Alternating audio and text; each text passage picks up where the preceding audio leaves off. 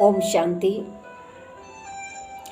परमात्मा को जानने के लिए, उस सत्य को पहचानने के लिए हमें कुछ बातों को समझना होगा। एक बार कार्टून देखा तो उसमें एक व्यक्ति अखबार पढ़ रहा था और हर एक कॉलम में ईश्वर के बारे में कुछ लिखा हुआ था। पहले कॉलम में लिखा था प्रकृत ईश्वर है, दूसरे में लिखा था आत्मा सो परमात्मा है, तीसरे कॉलम में लिखा हुआ था ब्रह्म ही ईश्वर है, चौथे में लिखा हुआ था परमात्मा सर्वव्यापी है, सब जगह है, पांचवें में लिखा था परमात्मा निराकार है, न उसका नाम है, न रूप है, न देश है, न काल है। और सबसे नीचे लिखा हुआ था कि परमात्मा जैसी कोई चीज नहीं, अगर है तो उसका सबूत दो, जैसे वैज्ञानिकों ने हर चीज का सबूत दिया है। अब ये सब बातें सुन करके, पढ़ करके जो व्यक्ति पढ़ रहा था वो कंफ्यूज्ड हुआ होगा, भ्रमित हुआ होगा कि अब इन सब में आखिर सत्य क्या है, सत्य को कैसे समझा जाए। आज परमात्मा के बारे में ऐसे ही विभिन्न प्रकार की बातें फैली हुई हैं। जैसे एक छोटा सा स्टोरी के माध्यम से हम देखते हैं कि एक बार 5 सूरदास अंधे व्यक्ति, उनको हाथी घर में ले जाया गया हाथी दिखाने के लिए। तो जब हाथी घर में उनको ले जाया गया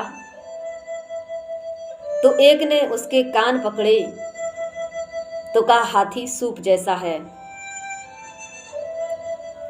एक के हाथ में उसके पैर आए तो उसने कहा हाथी खंबे जैसा है,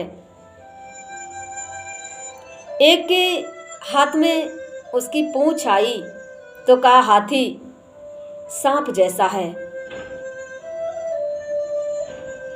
एक ने पेट पकड़ा तो कहा हाथी दीवार जैसा है, एक ने सूंड पकड़ी तो कहा हाथी सांप जैसा है। अब इन सब बातों को मिला के अगर देखा जाए तो क्या हाथी बनेगा? अब वो 5 सूरदास व्यक्ति 6वें सूरदास के पास जाते हैं और उनको सारा वृतांत सुनाते हैं, सब अपना अलग अलग अनुभव सुनाते हैं।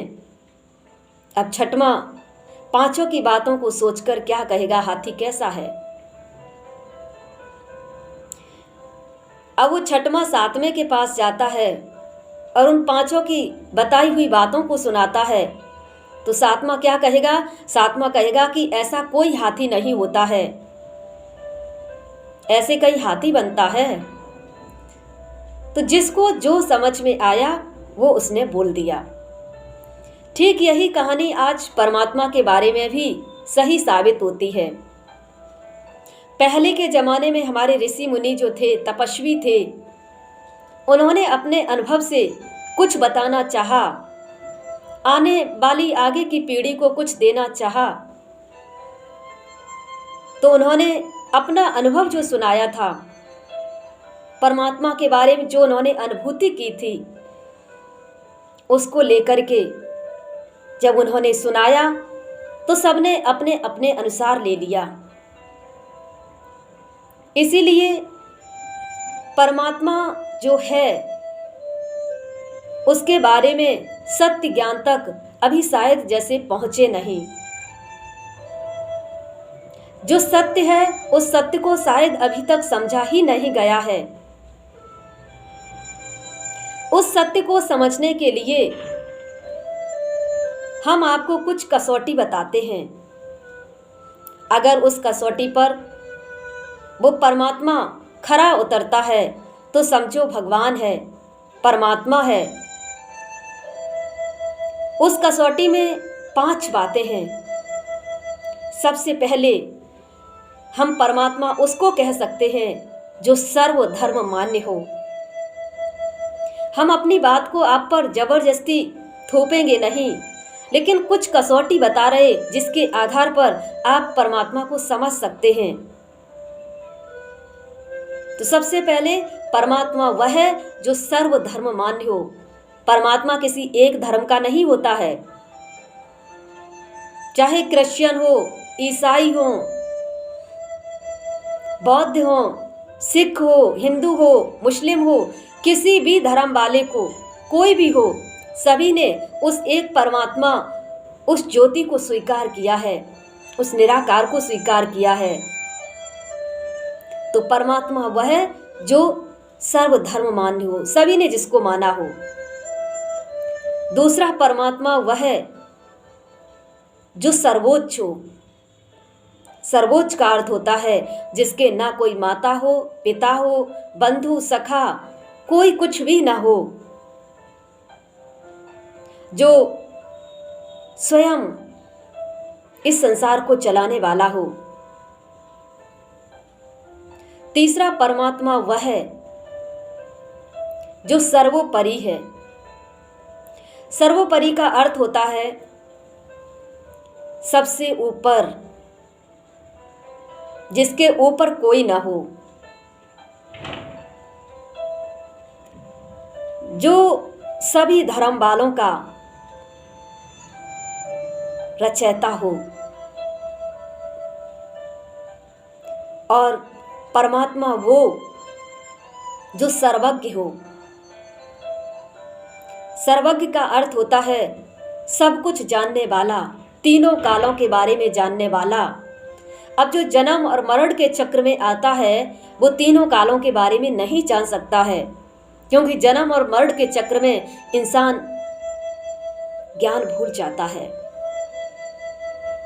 तो सर्वज्ञ उसी को कह सकते हैं जो तीनों कालों के बारे में जानते हैं। और पांचवा परमात्मा वह है जो सर्व गुणों में और सर्व शक्तियों में अनंत हो, इन्फिनिट, सागर के समान दाता हो, जिसको देने वाला इस संसार में दूसरा कोई न हो, सबको देने वाला वही एक परमात्मा हो। अब इन सभी बातों को अगर हम देखते हैं